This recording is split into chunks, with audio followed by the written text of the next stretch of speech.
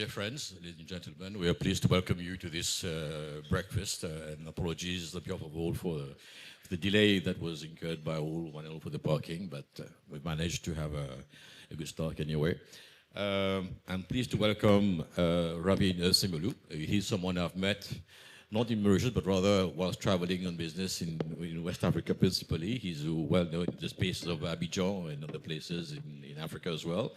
So clearly, he's someone who's kind of well inspired into the theme of the potential of what Africa presents today to especially Mauritius. So he is, in fact, well known, better known in Abidjan than probably in Mauritius. But today, I'm very pleased to engage with him on the book he's just written, which is Africa I See. So, welcome, Ravi. Thank you, Ziad.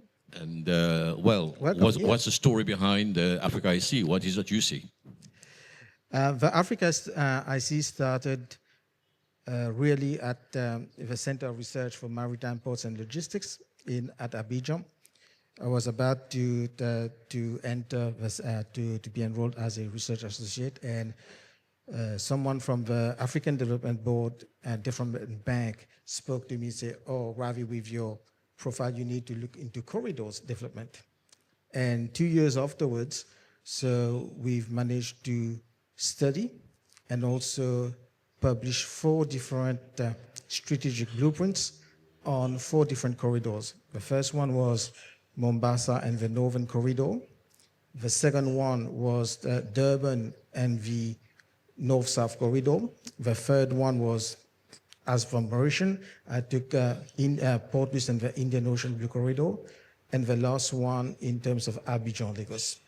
So after these 4 different strategic blueprints, we then decided to write the book of the Africa I See. The Africa I See is a lot of conversations that we have had over a number of years, a lot of research that comes up to what we believe Africa should transit. And I just want to add something here. A lot of people speak of Africa emerging, having lived in Africa for a number of years now. I don't think that this is correct. I think that Africa today is not emerging, but Africa is organizing for it to grow. Thank you. In your book, you seem to emphasize a lot on stewardship and institutional sovereignty. With the advance of the Africa Continental Free Trade Agreement, certainly the premise is here for trade and commerce to really happen, and in terms of the corridors you just explained. But given the political cycles that we know, especially on the geopolitical side, and politics as is, because you have in many countries regimes of all sorts. In one country, the president is there for about 4 decades. In another one, you have elections every 5 years, etc. How do you reckon your objective, your dream about sovereignty will really happen in Africa? What are the stumbling blocks, or what needs to be done to make sure that actually you are able to really make Africa become a real trade corridor? This is a very relevant question because a few years back I was working on the development of the concept, business model, and business plan of the Africa Logistics Zone, which is the logistic hub within the port of Cotonou. And the chief minister asked the same question. How do we connect with other nations? When we look at Africa, it's not really countries. When you live in those countries, it's mostly a land of kingdoms, tribes, and clans. So this is very important. For example, a child would leave Cotonou in the morning, cross the border in Lomé, and go study in Lomé, and then at night he will come back home. Same thing in terms of Ghana and Ivory Coast. So it's mostly about tribes and clans rather than really countries. That conversation we had in 2022, a few months afterwards, there was a coup, and the 3 interland countries, most of the ports block their corridors to the interland, whether it was Burkina Faso, Niger, and also Mali. And what happened then, there has been a number of issues that came out. Obviously, they used the port of Lomé to be able to do that, but there was another security issue, which is specifically in the northern part with terrorists and stuff. So they had to have convoy of 500 trucks every time, and the frequency was 2 weeks. Why I'm saying this is that your question is very relevant today. But when you look at Africa and interland, and happy to see that there are some logistic people here, the real business today is not about serving a country, but serving the interland. And the interland, when you look at the former civilization, all civilizations started either next to a river or next to a port, because this is where you need to be coherent. And in the past, we see all development have been coherent. Developments have not been according to country, but have been cities to cities. And when you look at the corridor, technically corridors are not only a road, but corridors today have emerged to be economic operating system in itself. And the beauty of that is once everyone start to understand this, this is where we will have regional integration getting into the picture. Today, we are talking about AFTA, very important, but unless you are able to have regional integration, you are not able to fully harness AFTA. So AFTA, yes, it is a big picture thing, but it starts with a regional integration. And with that, I think it is very important that everyone understand that concept of we go back to what we used to be, and we start focusing, instead of anywhere, we start a new city, but we follow what the road is about. So that's one part. But the second part is, I've also studied this part of, when you look at the countries having high economic development or high economic growth, you will see that there has been a model or a trend that the leadership has been here for a very long time. I'm not against those that every 5 years we change governments, no. But when you look at Singapore, for example, Lee Kuan Yew has been here for a very long time. When you look at the UAE today with high economic development, the people have been here. When you look even at India, some of the states are doing double-digit economic growth. The guys have been here for a very long time. Abidjan is doing 6.2 or 6.3% economic growth, 6.5% in terms of Benin. Recently, the Benin government has changed their terms now. They are no more having 5 years term, they are going to have 7 years. When you look at even Uganda with 7.25% economic growth, everything comes back to one thing, is that the leadership has been here for a very long time. And I think this is something that needs to be looked into. Very often we take different models, but I don't think it is sustainable. If we look at the company, we talk about 5 years economic plan, okay, that we want to do, but you cannot, when you talk about a country, a nation, you need to look for at least the next generation. Africa has a lot of people who speaks about the next generation, and I think for me, that's where the balance needs to be. Thank you. I'm really glad you mentioned about the issue of cultures initially, because history is key to understanding the continent.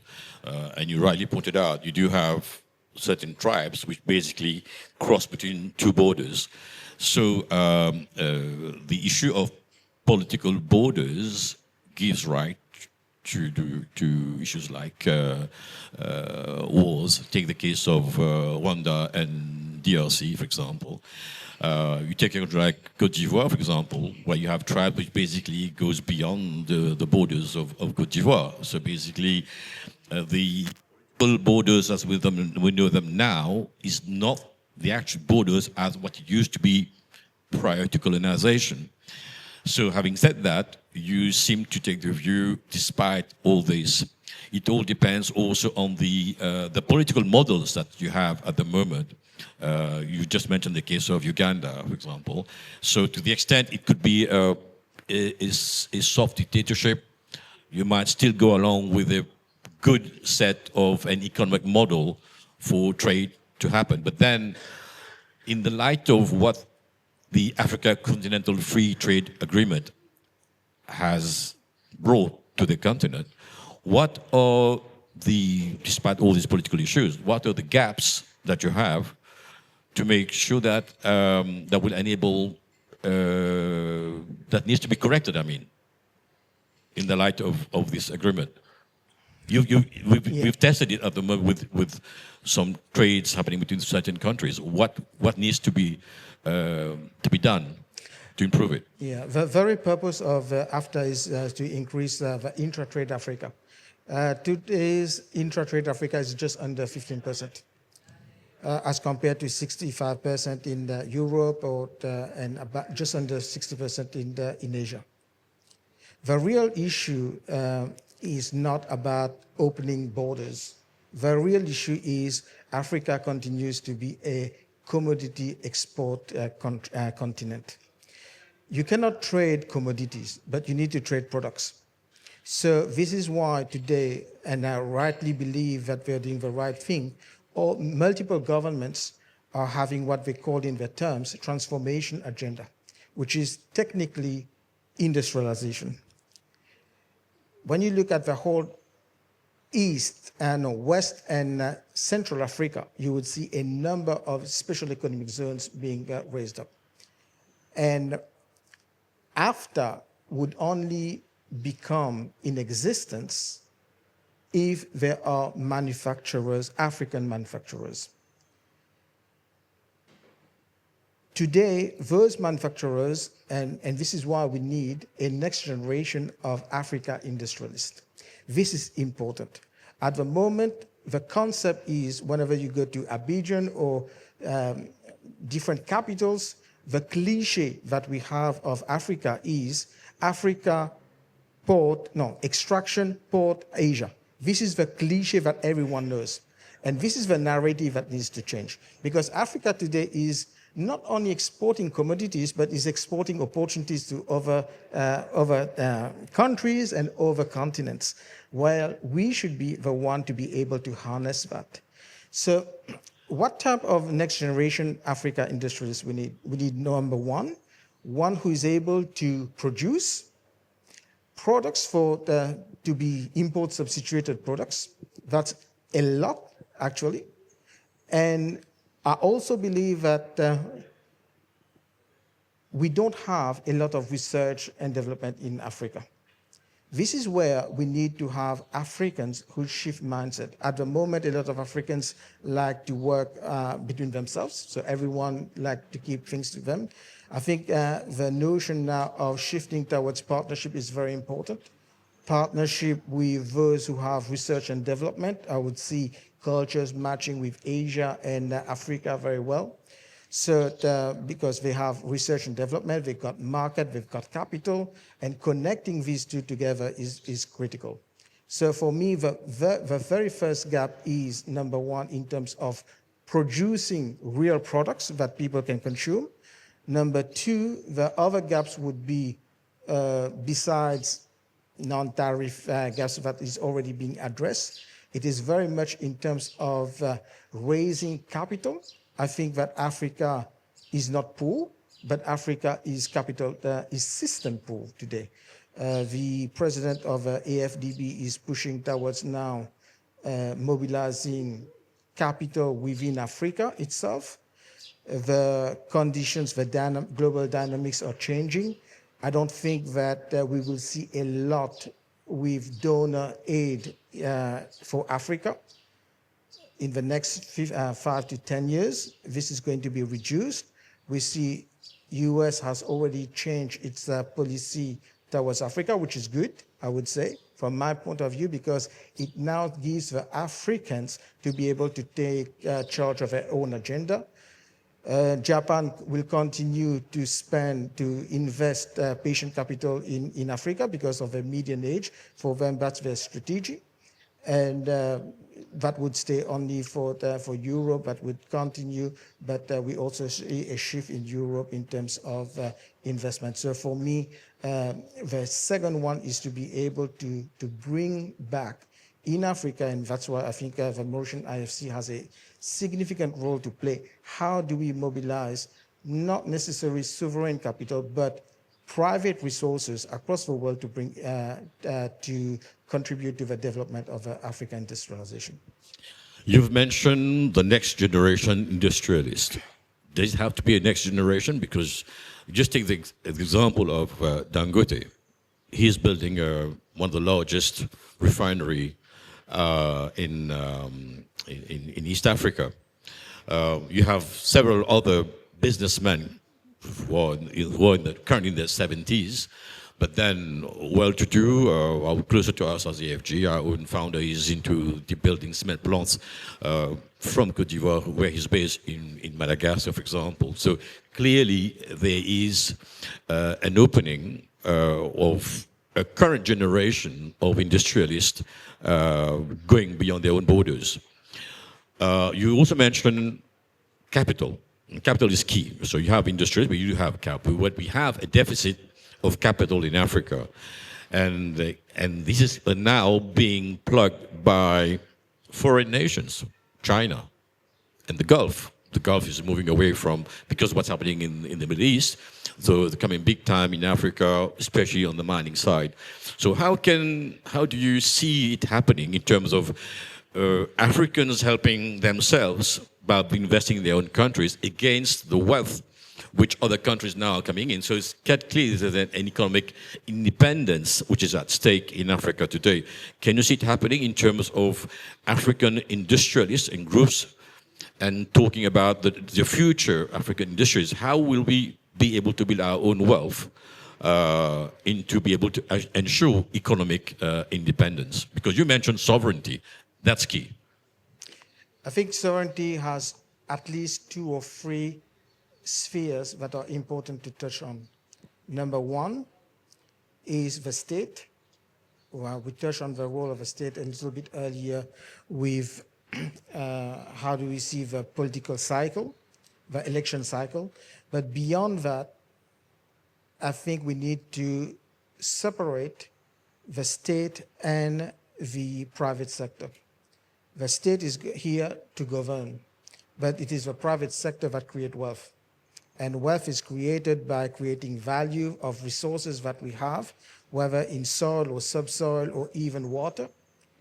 And out of value that wealth is created and prosperity is created. So the first point would be, how does the states today empower the private sector in moving forward and shaping the economic growth of various countries? This obviously has to be in a borderless Africa, and we start seeing different countries like Rwanda and many other countries are following up with opening their borders, no restriction really in terms of visa. I remember Dangote said something at the last one of a recent Africa CEO forum. He said that even he has to go to get visa in multiple countries to be able to enter. I think the mobility of the private sector across Africa is key. The second point that I wanted to also say is, when we look at an international financial center, and we had this conversation a few times, the key of what I see is not in terms of, yes, Mauritius has got a lot in terms of trustworthiness of IFC, but the key is not in terms of structuring. The key is about mobilizing resources for the development of Africa. And I recall one of the conversations I had with Jean-Alain, who will be on the panel afterwards. He said that Mauritius need also to rethink about how it integrates itself in Africa. for the development of Africa. So for me, how I see this is number one, we obviously need to have mobility.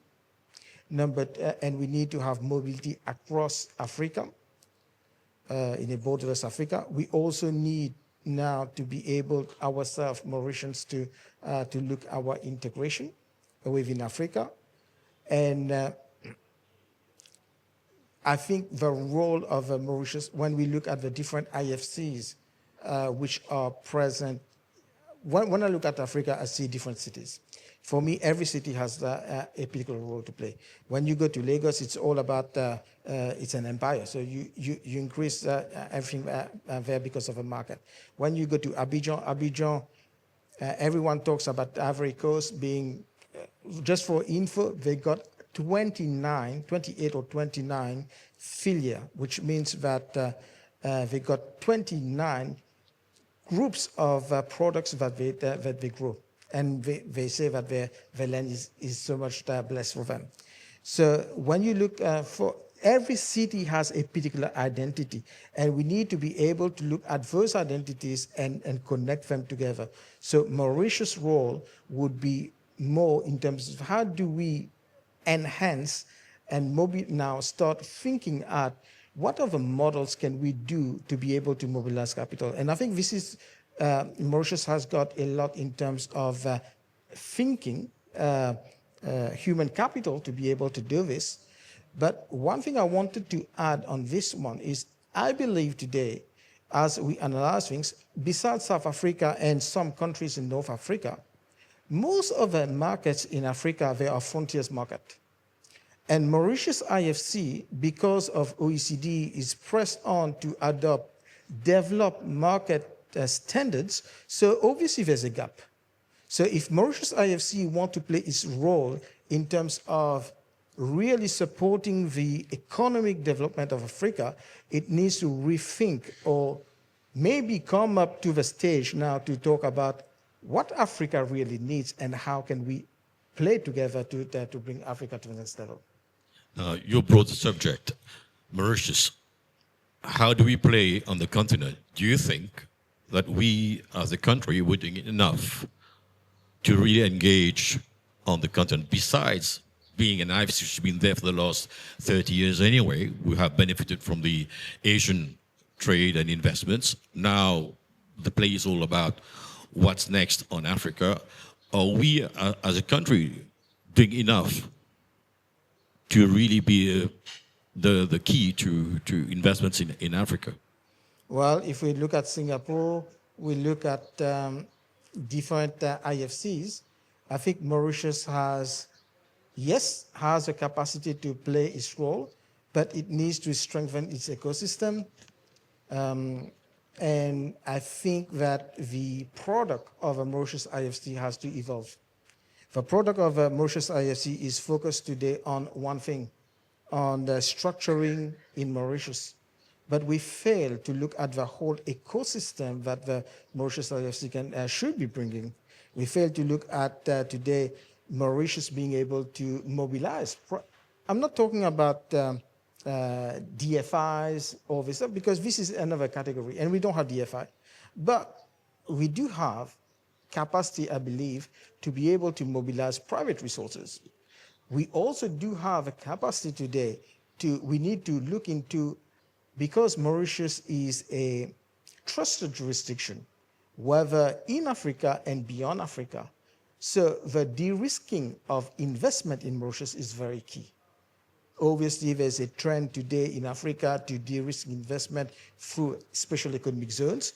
But I think through economic zones and then a second de-risking using Mauritius as a hub is critical today to give confidence globally.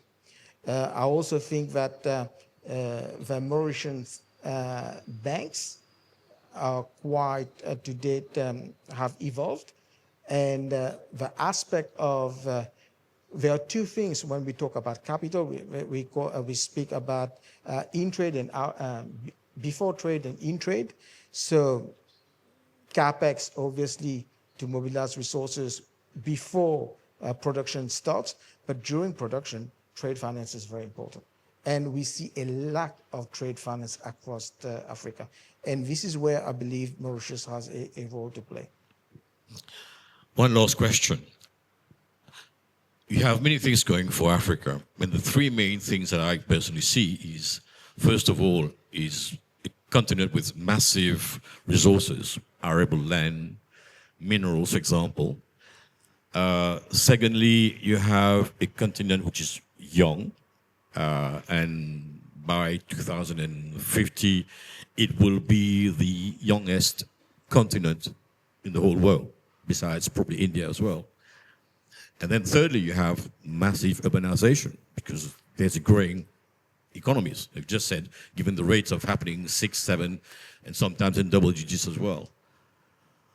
Do you reckon in ensuring economic independence that a political union could be a feature that we should be considering as well? It's difficult to say. I'm talking about, this is Africa, you say you see.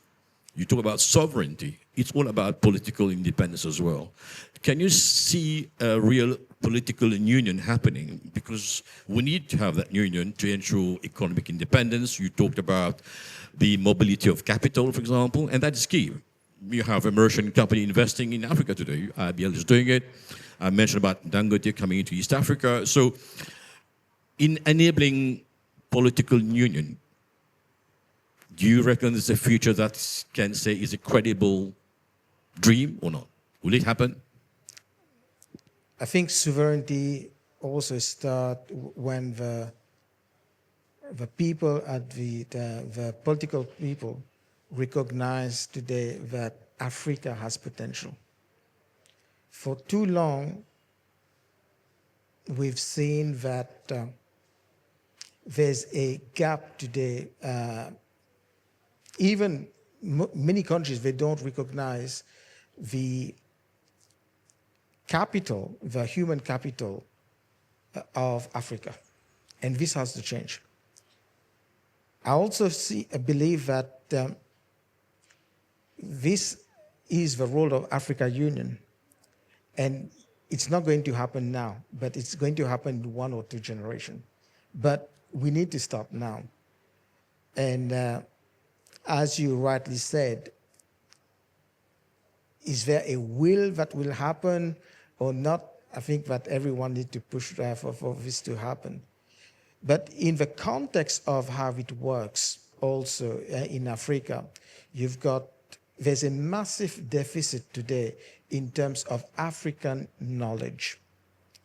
So the African knowledge, for example, when you go to US or to India or even to Europe, you see that the research centers are very engaged to be able to develop knowledge. And research centers play a role then to shift that to policy institute, which comprises of people in industry, other people, and then go to policy rooms. But it seems to me that there's a whole disconnection today between the academia, or those who are supposed to be able to produce knowledge, those who are supposed to sit in policy institute and policymakers. They are wholly fragmented. And for us to be able to reach there, I think we need to reconstruct policy research centers, policy institutes, and then policy making. Because that goes back to one of your former questions, was how do we build sovereignty in Africa? Sovereignty in Africa is built upon policy cannot be made just by someone coming in, but we need to have, it's not based on observation. Policy cannot be based on not only observation, but thought. It has to be built on research that is done. And I think that this is where everyone needs to come together in terms of, this is a good model where we have research center, policy institutes, and then meeting up with policy makers. Ravi, thank you for sharing your views. Thank you. Congratulations for the book. And thank you for believing in Africa. Thank you. Thank you. Ladies and gentlemen, thank you, Ravi. Thank you so much, everyone. Thank you, Ziad, for this conversation. We will now proceed with the next part, which is about on the topic of how do we finance the African industrialization. A very warm welcome to you, although you've already been welcomed earlier. I do not think I need to do any formal presentation on what this panel is going to be today, because Ravi and Ziad have both set the tone about what we're going to discuss today, which is about the industrialization of Africa. And in that context, what Mauritius is doing, and also what Mauritius can do in a better way, so that we actually get to the objective of a more industrialized Africa, a more prosperous Africa. So joining me today is a host of panelists who all hail from different industry verticals. And I think this conversation is going to be very interesting today, but I'm very mindful also of the time today because we're running a little bit behind schedule. We have an hour today, and it's going to be a round table discussion, although there is not a round table over here. So to start with, I'm not going to introduce Ravi to you because you already know Ravi. Sitting next to Ravi is Arnaud Levasseur from MCB. So Arnaud Levasseur is the Executive Vice President of Global Trade Solutions at the MCB. He leads the trade finance team and serves as the Director of MCB Trade Services, with a focus on expanding African trade and supporting cross-border commercial growth. Next to Arnaud, you have Ziad. Very brief introduction on Ziad, although Ziad has been conducting this conversation with Ravi. So Ziad is the CEO and founder of AFG Capital, which holds an investment banking license from the FSC. AFG Capital is part of the West Africa-based AFG Holding, which is a banking and insurance group, and itself part of the well-known Atlantic Group. Ziad has got more than 30 years of corporate finance, private equity, corporate banking, and he brings a unique perspective in deal origination, investment structuring, and M&A. Next to Ziad, we have Shafinaz Molutu Ramgoolam, who is the head of advisory at Rogers Capital Tax, where she advises clients on complex tax advisory, structuring, tax risk management, and controversial matters regarding tax. Shafinaz has a combined experience of 18 years in tax matters. Next to Shafinaz, we have our next guest, our next panelist. Jean-Alain Francis is the CEO of LGO Re, which is a reinsurance broking company which is wholly owned by the RBL Group. And Jean-Alain is a chartered insurance broker and an MBA holder, and he has more than 30 years of experience in the insurance and reinsurance industry. So without much ado, let me dive straight in. And the first question goes to Ravi, although Ziad has already asked the first question that I had in mind for Ravi, which was going to be, Ravi, what is the Africa you see? But, I'm not going to ask you this question. Rather, for those who've had the benefit of reading the book of Ravi, he is a very fierce proponent of saying that Mauritius no longer needs to act as a conduit for Africa. But now the dialogue or the narrative is changing in that we are speaking about trade corridor. So Ravi, how do you think trade corridor advances the industrialization of Africa? Well, I think I touched on that. Thank you, Janesh. I think I touched on that at the very start. Trade corridor has been here for ages. So every civilization was built on trade corridors. You cannot change that. And for me, when we talk about today development, economic development, we need to industrialize. And one of the things that we speak on in the book or across our research is that there is a need to shift from extraction model to more of a circulation model. What does a circulation model means or how it came through? When we talk about the cliche of Africa today in the mindset of people, it is all about extraction Port Asia. And that narrative changes because we talk about value chain integrated trade corridors, whereby at least 60% of a value chain is now done in Africa, obviously through SCZ, and then connected to port to go overseas. And why Mauritius needs to connect to that, because Mauritius has a role to play in the mobilization of resources. And I like to use this term, we need to shift from capital to resources, because capital is one aspect of resources, but there are so many other resources that we can find across the globe to mobilize it to go and develop Africa. Yes, the narrative needs also to change, because we talk a lot about what people bring to us to do in Mauritius, but we need to shift to be integrated in Africa's development, and we're telling them, okay, this is what we bring to the table. Thank you. My next question, I turn to you, Ziad, on that, because Ravi touched upon capital mobilization, amongst other things, because there are also other resources that are very important to build an ecosystem to industrialize Africa. But capital, nevertheless, plays a very, very important role. And when you're speaking about capital, you're speaking about confidence, about trust.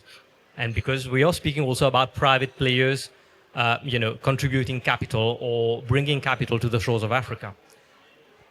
What is the role that you think Mauritius is playing, but can play even in a better way, so that we can bridge that gap of mobilizing further capital, and I would say quality capital for Africa?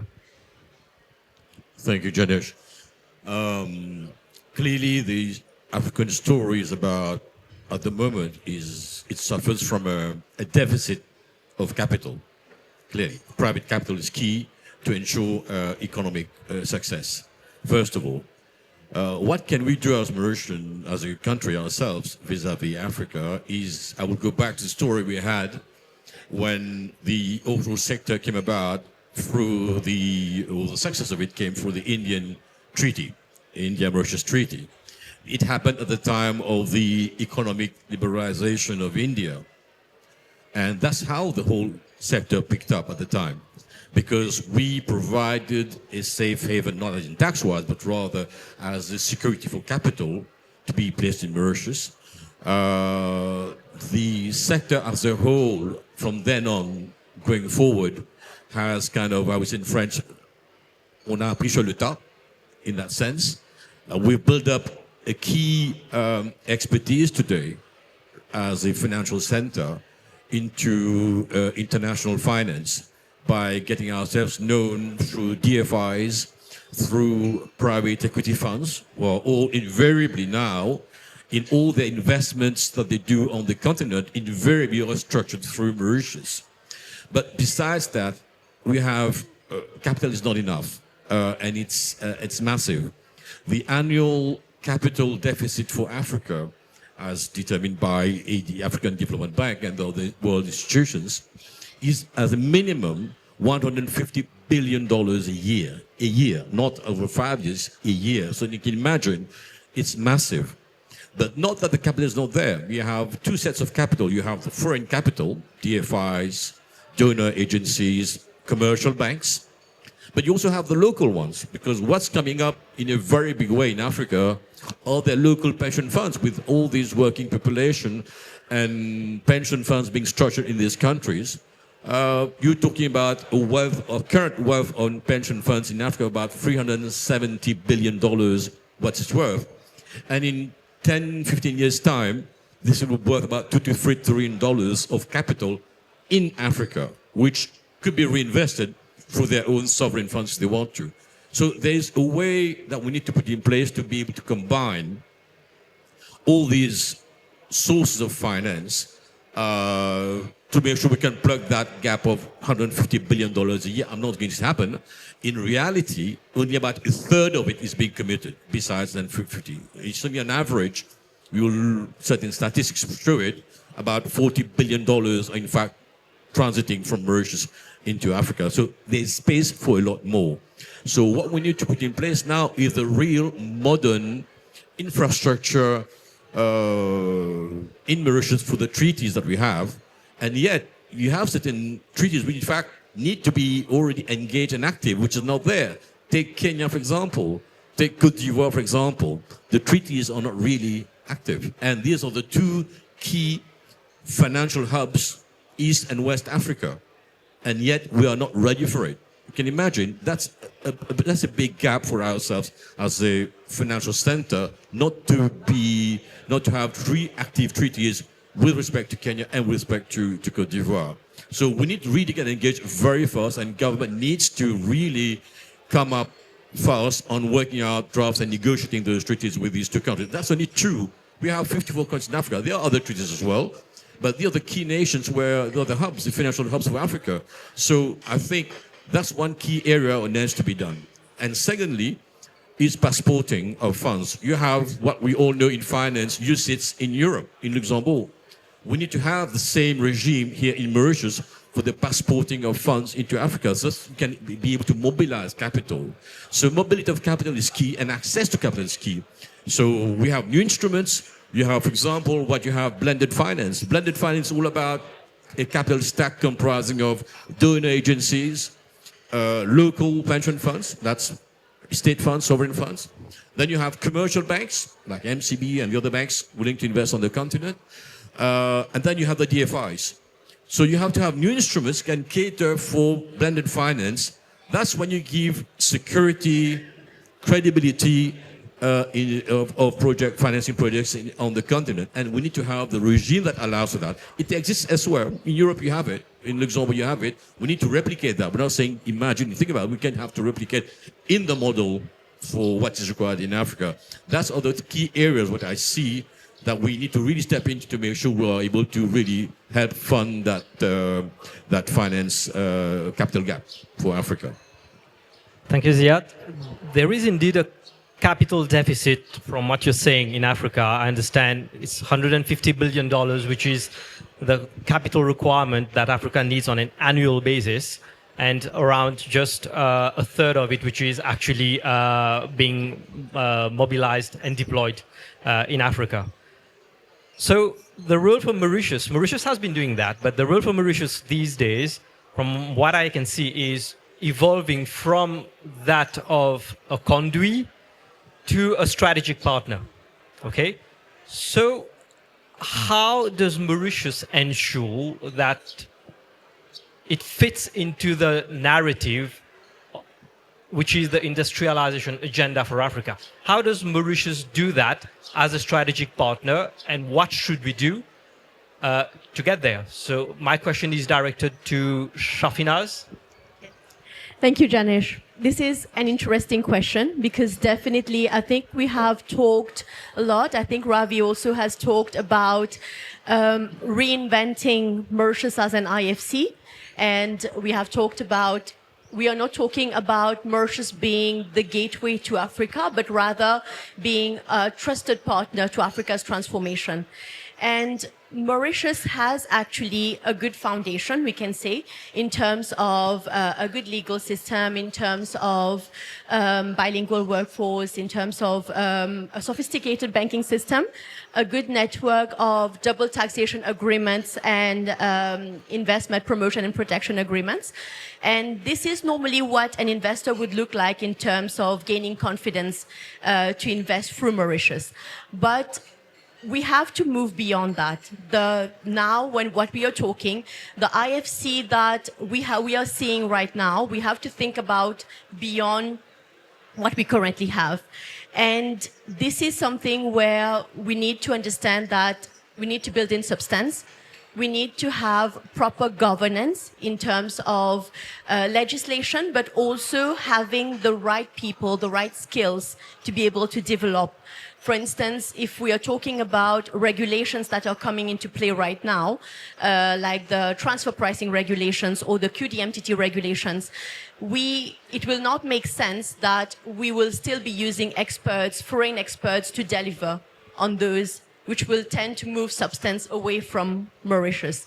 So we have to build in the proper framework, and this is where Ravi has talked about revamping the IFC of Mauritius. And we also have to think about, when we compare ourselves to other IFCs, what we need, we should not compare by virtue of size, definitely, but it should be more by virtue of function. Where if we look at how Singapore became the gateway for investments into Asia, this is something which we should be able to model and be able to replicate so that we would become a trusted partner for Africa. And historically, we have been doing this for India, where we have been the one of the main countries bringing FDI into India. But this model will no longer work. We won't be able to sustain such a model. We have seen earlier this year that there has been the Tiger Global case, which has contested substance, contested residency of merchant companies. So we have to move beyond these types of models to be able to become that trusted partner in Africa. Thank you, Shafinaz. One thing that all people who are connected to Africa, I would say maybe practitioners or people who've got an interest in Africa, one of the things that we commonly see as compared to, for example, Europe or Asia, is that Africa is risky. We've all heard that. So this is a main component that needs to be dealt with. And for this question, I turn to Jean-Alain. In your experience, what can be done to give investors a comfort or to mitigate risk for deploying capital into Africa so that basically you cannot avoid risk? It is impossible, but how can you mitigate those risks? What have you got to say on that, Jean-Alain? Thank you, Janesh. I just want to make sure I've properly heard. So Ziad was saying $40 billion worth of investment go through Mauritius into Africa. And there's a deficit of 150 billion. And what is the total amount invested at the moment in Africa? Much less, actually. It should be around 70 or so, 70 going into Africa, against 40 going from Mauritius. Okay. So potential is there for everybody to see and grasp. So when it comes to risk, which is what I try to advise companies about, the way to go about it, people think insurance, usually. But insurance is not the only way in which risk is managed. There are a number of ways.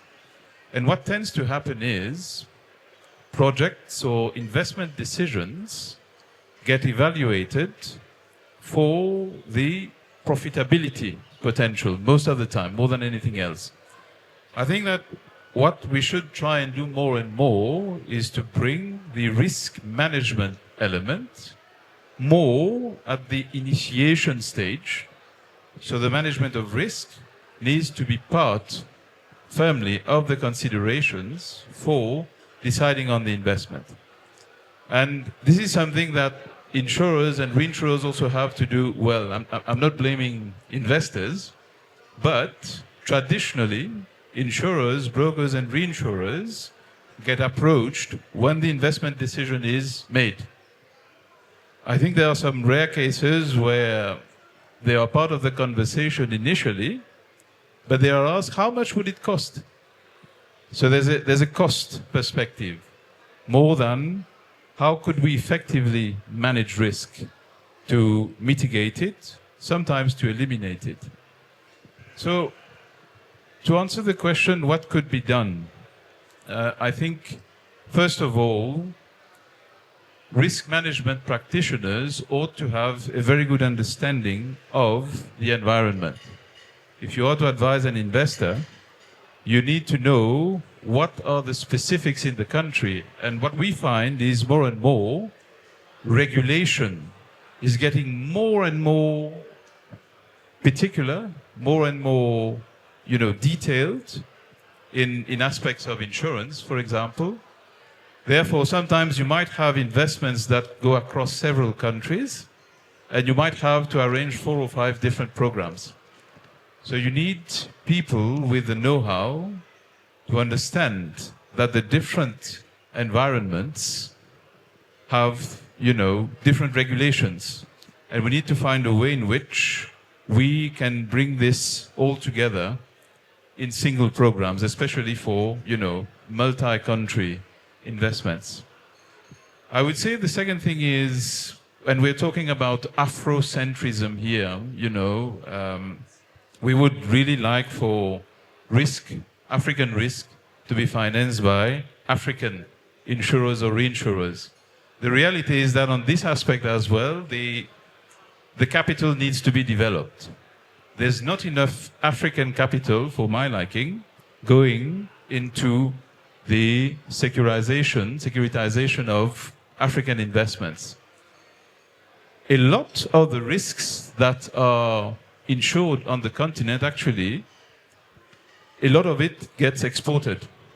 So you were talking about Mauritius being a conduit, but the reality is that the whole African market at the moment is retaining so little that the whole African insurance and reinsurance market itself is a conduit.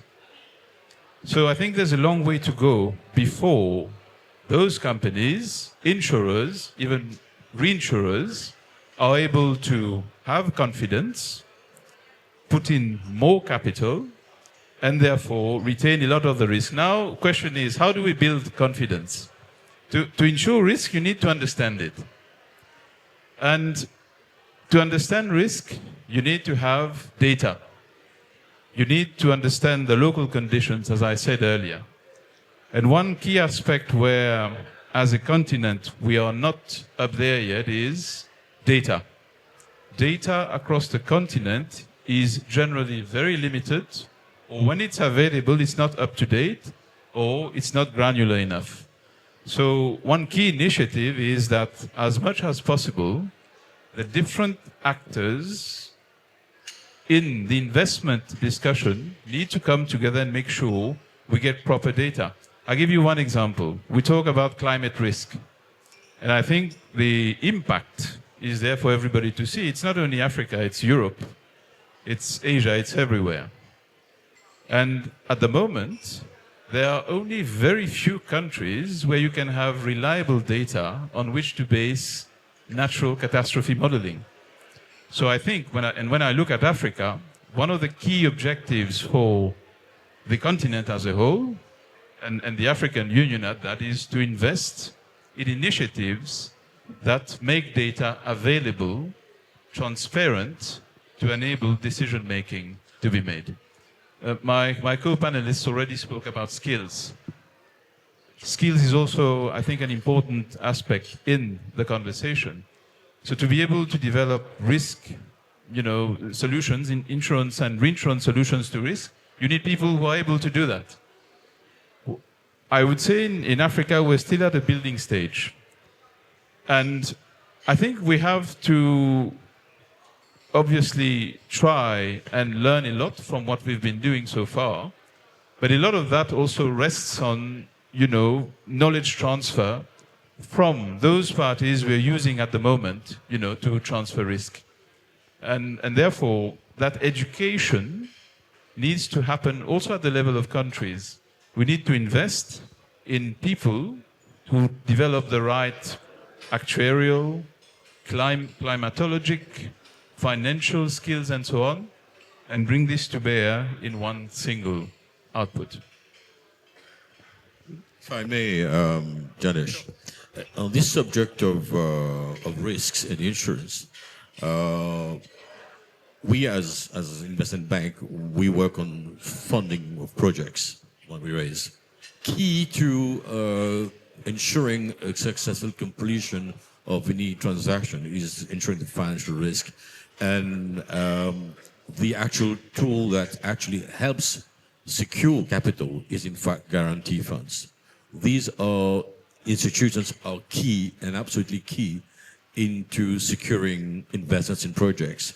Whenever we do a funding round, we don't bring in any guarantee fund. It just doesn't work. It doesn't appeal to the banks. So any commercial banks, even DFIs now go to the extent of ensuring that actually once you've brought investors around the table, you have to have invariably a good guarantee fund around as well to secure the capital. So this is absolutely key. It's unfortunate we don't have any guarantee fund presenting this morning, but in everything that we do, projects that we get to fund, because also there's this issue of deficit in local capital. So whenever you have promoters or projects coming to you, they don't have the equity finance already available. So we need to even secure that bit as well.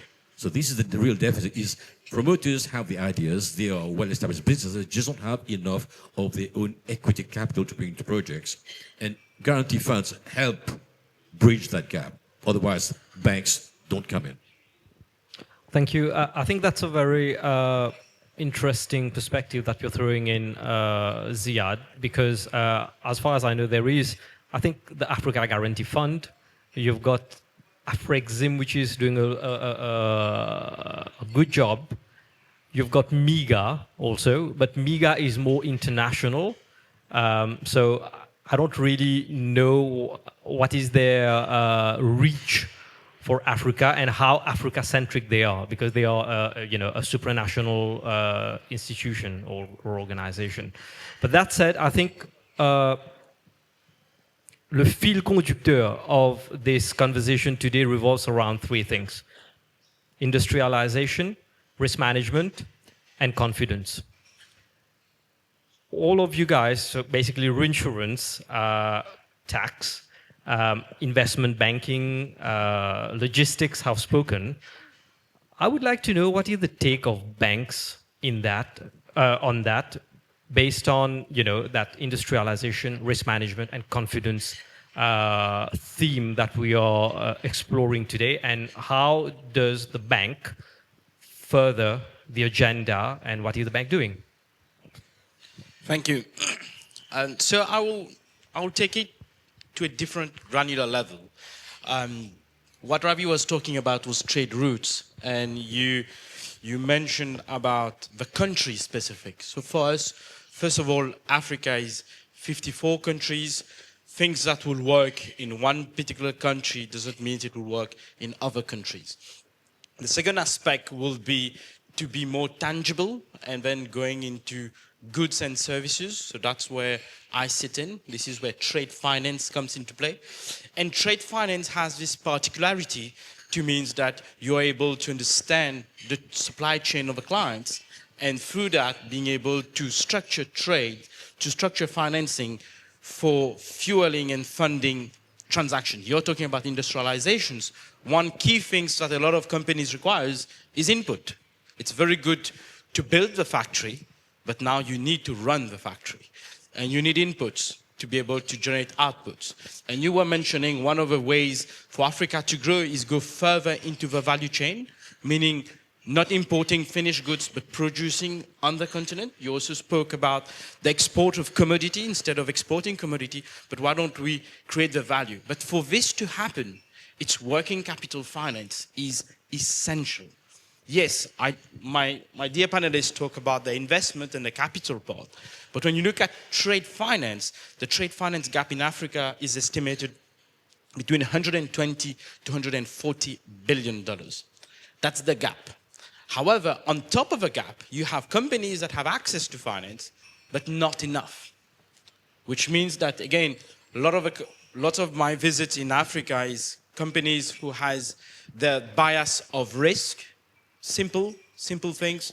When you're buying from Asia, your Asian counterparts want to have down payment, 30% or 50% down payment. You don't place an order without having a down payment. The rest, you need to pay before shipment. Can you just imagine, if you're in Malawi, where interest rate is 38%, what's the cost of just buying inputs?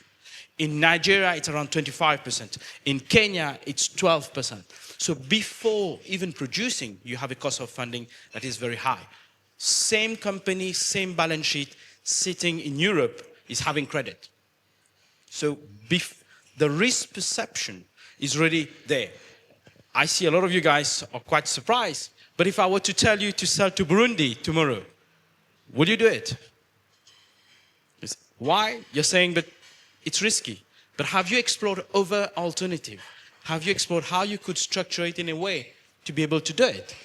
So that's where banks sits. And one of the ways we at MCB, we are doing it, without having a license on the continent, is to partner with African banks, is to use one of an old mechanism, which is letters of credit, that provides the security of payment to suppliers while allowing them to give the African buyers credit.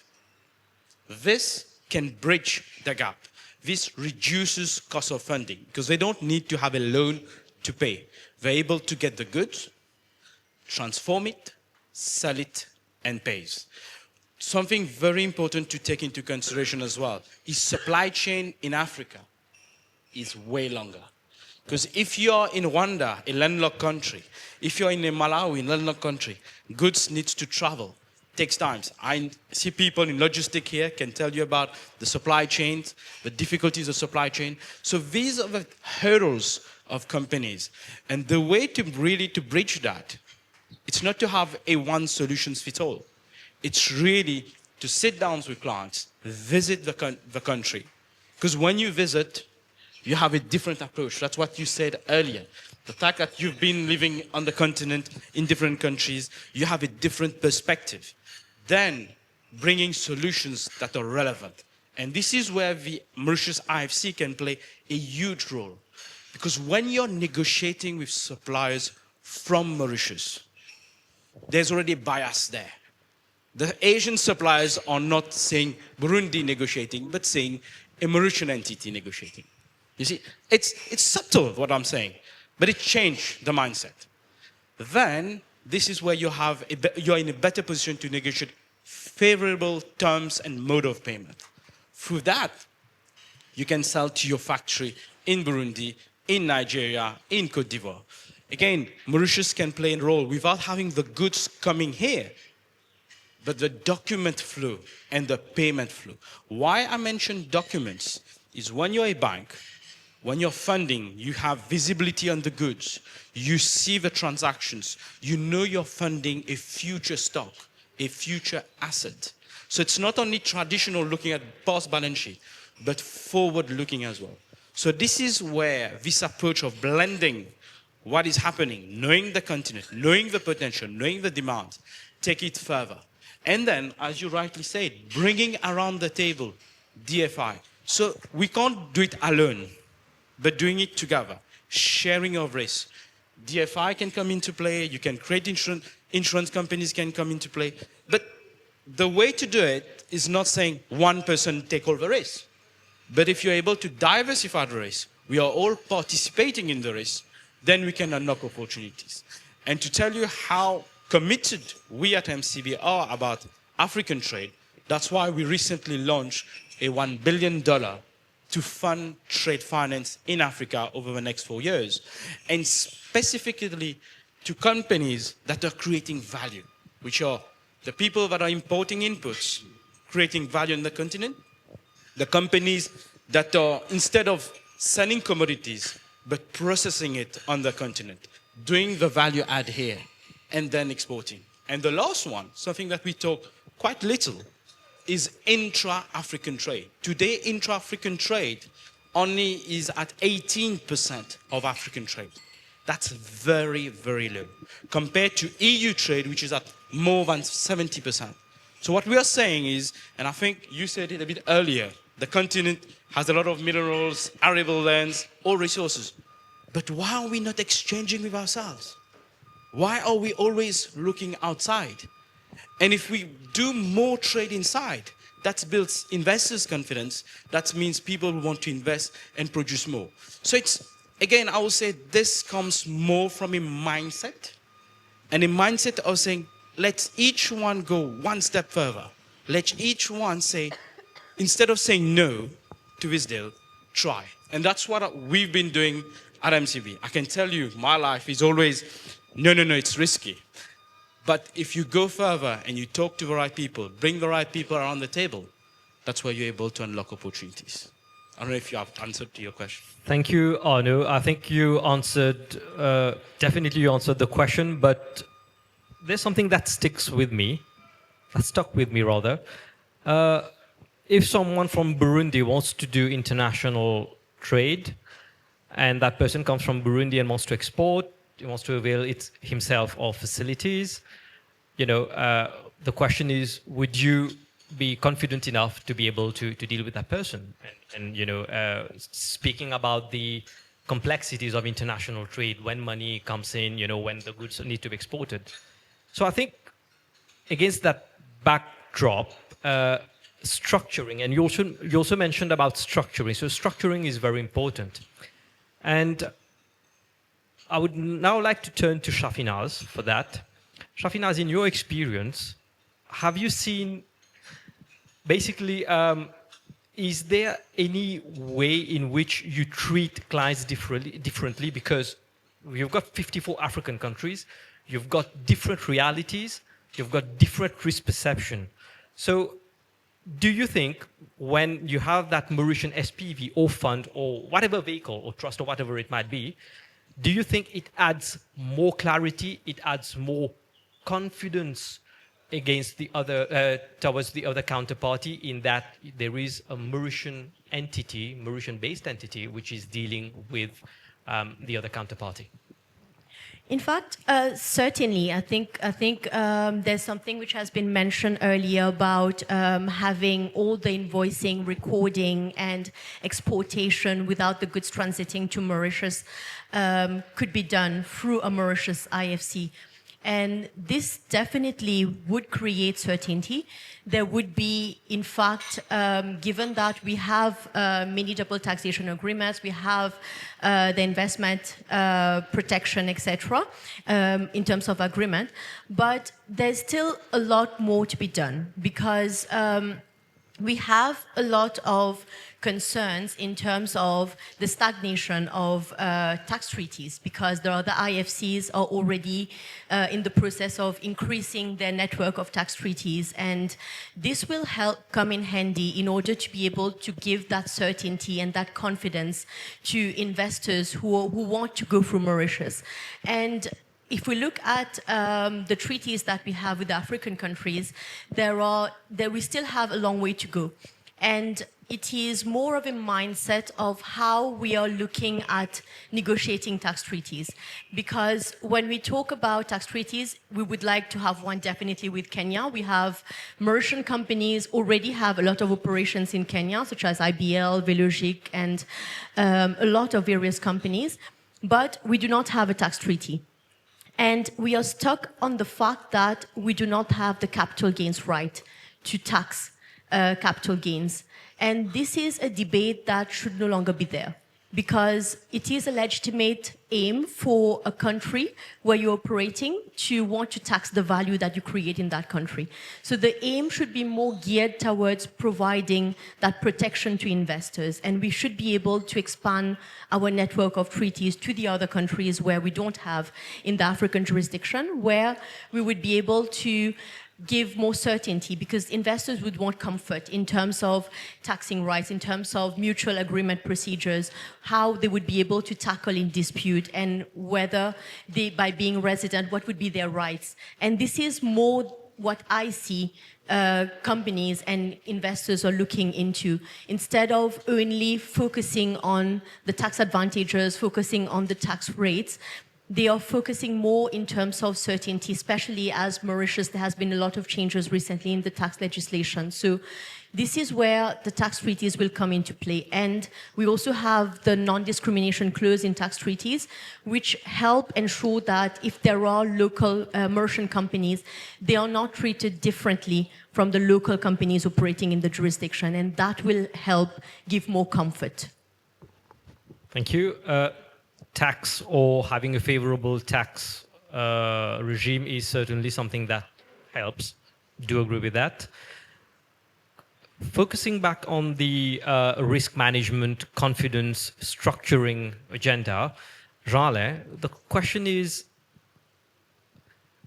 it is understood, it is known that if you have an investor who is structuring through Mauritius and going into Africa to invest, or whatever it is, there is a perception that the risk decreases. That's my understanding. Is that also what you've seen?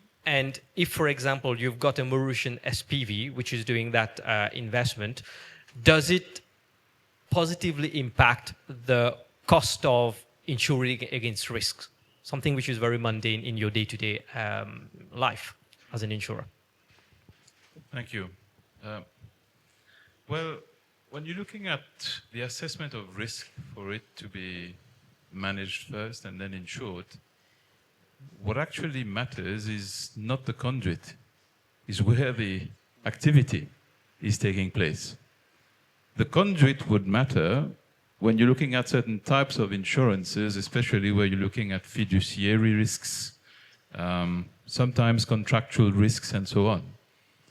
But when we're talking about investments, let's say into factors of production, into economic activities, what matters for those people who make these insurance decisions is where is the activity being done? Is it a refinery in Nigeria? What are the risks inherent to operating a refinery in Nigeria? And you look at several aspects. And very importantly, more and more, is the regulatory aspect. Because a number of African countries, I would say most of them, if not all of them, have rules, and as far as insurance is concerned, have rules that say, no, insurance must be domesticated. And many times I've seen investments made where this is overlooked, and a problem happens. And if you've insured outside, getting the claim paid attracts the attention of the authorities. And you get punished a second time. So I think what really matters is that the risks are understood where they originate, very importantly. And secondly, that the regulation relevant to these risks is also properly understood and managed. Thank you. Ziad, you spoke about guarantee, and this is something that is very recurring. I've seen that in a lot of articles, and people are speaking about guarantee because you also spoke about blended finance, basically different financing strategies so that you can not eliminate risk, but you can really bring the risk down. Do you think, because even there are those guarantee funds, there is MIGA, there are different components regarding guarantees where you have like a buffer. Still, there is a lack of capital that is touching the shores of Africa that we would want to see more. What do you think needs to be the strategy, and where should we be heading in that direction so as to be able to manage or mitigate risk? Well, the one thing we're not in control of are the country risks, right? That's key. I mean, any bank that you get to speak to for a project funding, first of all, it will tell you this or that country is not on our radar. We have not done the actual country assessment, for example. Many banks are here in Mauritius. You would think we are an IFC. All the banks are here. You have the local big banks, and two of them, you know them, MCB, State Bank. But then you do have the international banks as well. And that doesn't mean this provides us with an unlimited tap of pool of capital that actually is available to go into Africa. Truly speaking, I would say probably one or two banks are really active on the continent. All the big ones are here. The rest are purely booking centers for the international deals, and that's it. They're using Mauritius as a tax jurisdiction for putting the deals. But actively investing in Africa is very, very little. So, and I can even safely say MC is one of them because it's publicly information. They would invest today ticket size of about $100 million on an airport in Senegal is one example of it, Or they would do $100 million mining project in Congo, or also in energy project in Côte d'Ivoire. So it's probably, I would say, only one bank is reactive in Mauritius onto the continent. And there again, that bank cannot intervene given its balance sheet as well. And given the size of the continent, it's not really active on many spaces as well. So this is the way you size down the reality check of what's really happening on the continent. And here it spells out that deficit we've just been talking about. Why are we only doing 40 out of the 73 going on, and also out of the gap of 150, which we say. And good point, which Arnaud just mentioned. When I say 150 is the funding gap, that's on the infrastructure side. If we add trade finance into it, it goes to $300 billion of funding that's really Africa is yearning for at the moment. So to come back to your question is, as an IFC, we can do so much as to bring in the credibility of our own IFC in investing in the continent. And again, the one big missing link to that are the treaties. Safina just mentioned it. Well, I mentioned earlier on about Kenya and Cote d'Ivoire. There are 54 countries. And these are two main ones, financial hubs, where you need to have a definitive treaty active. And for the last 10 years, nothing has been happening.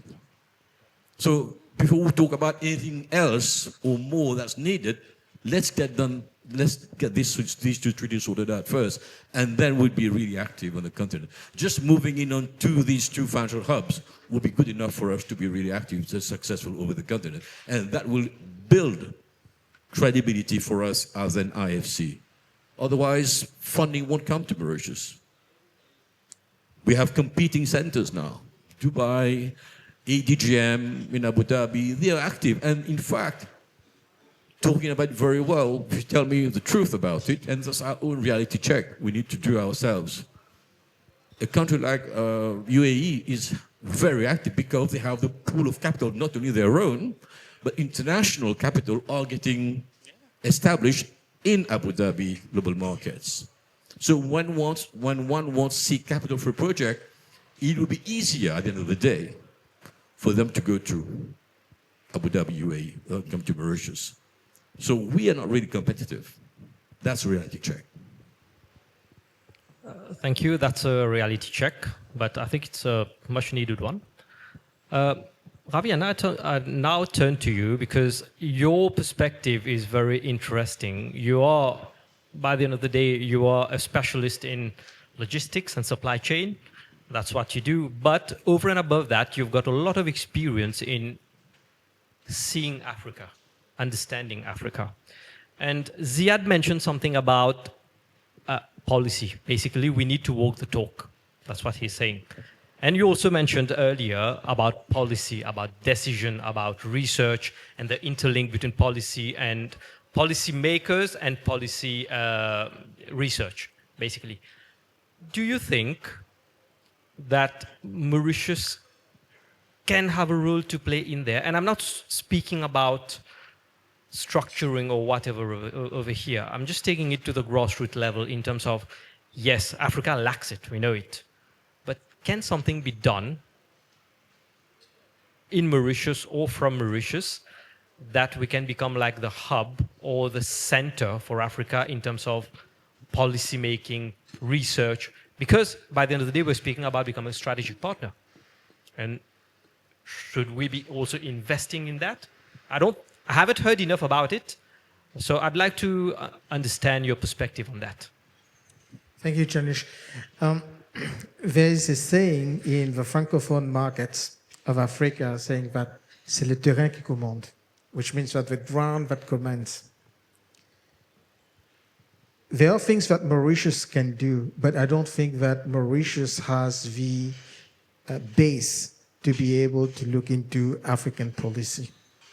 African policy or continental policy needs to start on the ground, so what's really happening. And if I will join with what Jean-Alain said. He said that there's a deficit of data in Africa, and that's really true. Wherever you go, you don't have data. You need to go and look for real data. Even for the different African ports, it's now that the African Development Bank has set up, 2 years ago, has set up a program to be able to collect data. So when we speak about, for me, Mauritius has a particular role to play in terms of, number one, it's Mauritius IFC, how to be able to tune in to bring development in Africa. And we need to follow what is happening in Africa to be able to tune in. I think Mauritius has a role to play in the free port today, even though it's taking a bit of, I think structurally there's a lot to do in order for the Mauritius free port to play. And I think this conversation, this dialogue was very interesting because, at least for me, this is the very first time that I see people on the IFC and people in logistics connecting. Because when you look at Casablanca IFC, which is very pronounced today, it's basically the port and the Casablanca IFC working together.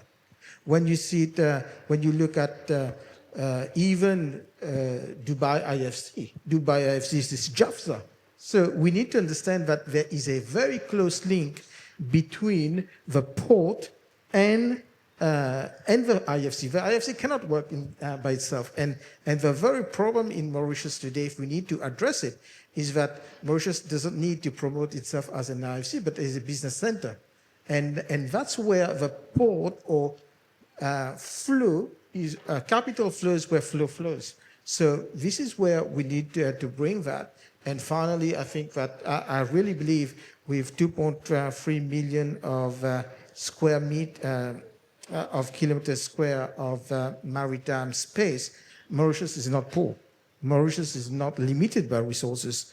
When we did the calculation, I think it's one with the size of Mauritius. In fact, just for info, SIMI, which is the South African Institute of Maritime, someone over there questioned me when we were looking at the size of the maritime space that Mauritius has.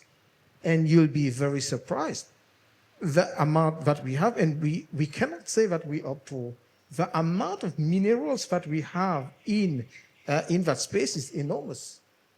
And for me, these are the three areas that we can look into Mauritius. Obviously, by looking into the ocean, today there's a lot of conversation in terms of ocean governance. This perhaps, the ocean governance or ocean diplomacy, this is where Mauritius can bring people together, but you can't do that unless the port and the IFCs work together. Thank you, Ravi, for that, I would say, sweeping take on what Mauritius has and what also it does not have and what we need to develop. So I understand that definitely our maritime space is not limited, but unfortunately our time on this panel is a bit limited today because we've been running a little bit behind schedule, and I know that you all have to get back to work. So, but fear not, I will have a last comment from each and every one of you before wrapping up.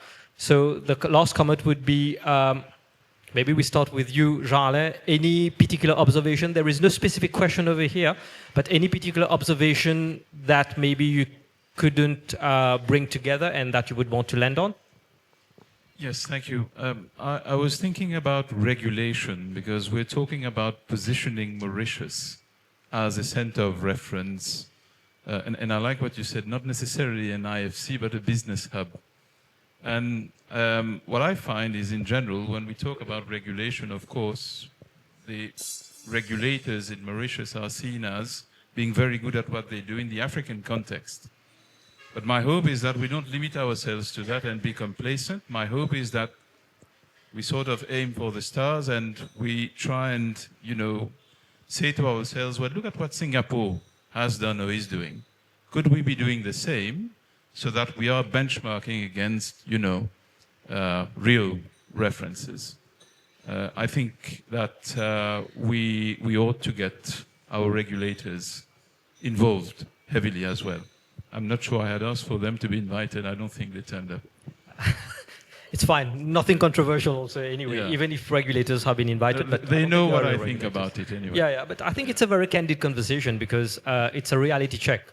Where we are, we've traveled a little bit, we've traveled far, okay? We need to acknowledge that. But if we want to become that strategic partner for Africa, I think we need to do more. Yeah. But you're absolutely bang on that. Shafinaz, any last word? As a concluding remark, I would like to continue on what Ziad has been saying earlier about predictability and to ensure that as an IFC we are providing a good framework and a good system and how it affects our competitiveness. So this is something that the government, the institutions should bear in mind, that recently as well there has been too many changes in terms of the tax legislation, in terms of whether we are in line with the other IFCs who are being very, very competitive, and how it is difficult now to be able to mobilize capital from Mauritius. One example would be the CCR levy, which was imposed on offshore companies, which is the climate responsibility levy at 2% a few years back. And this was something which was not expected by the GBL companies. And now recently in the national budget last month, it was said that you are not allowed to net off any foreign tax credit against that, which would mean that it becomes due irrespective. So, and we are talking about a climate levy for offshore companies. So these are things which are coming, and we have many other aspects in terms of QDMTT which will be impacting the MNEs. And we are inviting, and we are going to conferences, we are going to talk about these MNEs to invest through Mauritius in African countries. And this, in order to have a proper regulations, we have to ensure that the stakeholders are involved, and we are able to have regulations which will work best for our investors and the stakeholders involved. So that would be my concluding remark. Thank you. And Ziad, what would be your wish list? As we say, à tout seigneur, tout honneur, so we've been invited. Well, this project is the idea of Ravi, and he plays by the logistics. His playbook is logistics anyway, and we have a few logisticians as well, Hans and Vima. I would say what Ravi just said earlier on was about logistics is key to defining a financial center. If we'd read the news recently, two things which I would like to highlight. Yesterday, it was mentioned that Morocco, Nigeria, and the rest of West Africa are building an offshore oil pipeline. This logistics, okay. We also read a few weeks back, Ethiopia is building the largest airport in the world. Largest airport in the world. Whether they will achieve it or not, that's another thing. It's a statement of an ambition. Now, that's going to cost a lot. There'll be funding for this project, I'm sure of that, because if they've defined oil requirements for the next decades to come, definitively that you have to have an oil pipeline on the west coast of Africa, and probably the same goes for East Africa as well. How do we come into the funding of that as an IFC? How much will we be part of that game ourselves as an IFC? La question reste posée. That's all. That's my take on this. Thank you. Anu, any final word from a banker's perspective? I would say we have to have an African mindset, just to take on what you just said, is to really believe in Africa, to say there are opportunities there, how to go about it, to go and think extra miles. It won't be easy, but it will be rewarding. And to really see these projects, see these transactions, and say, let's try to structure it. Let's go the extra mile and see the opportunities. Because the people who are doing it today are the people who will master and expertise in Africa and will reap the benefits in the future. The second best time to invest and to do trade in Africa is today. The first one was before. So let's not miss the opportunities. That's all. Ravi, I think it's befitting for you to have the last word. Yeah, thank you. Throughout the conversation, I think things that came out very interestingly is value, creation of value. Creation of value is what's really important today. And when we talk about creation of value, at least there are three things that are important. To have resources to create value, to be able to de-risk that investment, but also trade finance is very important. As far as, for me, I have a different mindset or a different view for having lived in mainland Africa for some years. I wouldn't look at Mauritius as a tax haven, no. And also the comment earlier about why people come to Mauritius.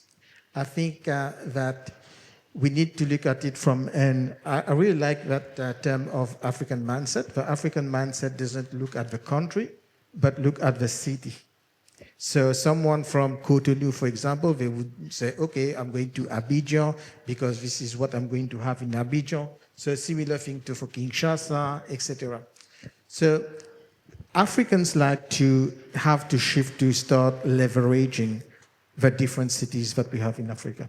And for me, the leveraging upon Mauritius is not something interesting, but it is very essential for Africa to grow. Obviously, Mauritians have to play their part to be able to enhance what we have, and Africa needs to count on Mauritius also. Thank you to all the panelists for your very candid and interesting take on an interesting subject, which is about the industrialization of Africa. This is definitely not the end, but panels like this or roundtables like this, they enhance the discussion and make it, it's like a brainstorming session where we all take it and then we reflect on what has been said, and we could keep the discussion flowing with all colleagues and partners. So it was an absolute pleasure for me to host all the panelists today and to host all the guests also sitting here today. I am sure that we will be meeting, crossing each other's path maybe very soon. So that's it from me. I forgot to introduce myself at the very beginning, so I'll do it now. My name is Janesh Chatu, and I'm a partner at Horizon Legal, which is a corporate and commercial law firm. And thank you, everyone. Thank you. Thank you, Janesh, and thank you, everyone, for coming. So just on a last note, before everyone goes, we also work out a journal, which is called the Africa I See Chronicle, and you should be able to receive it by your email in the next hour or so. So thank you, everyone. The Africa I see lives in you and me.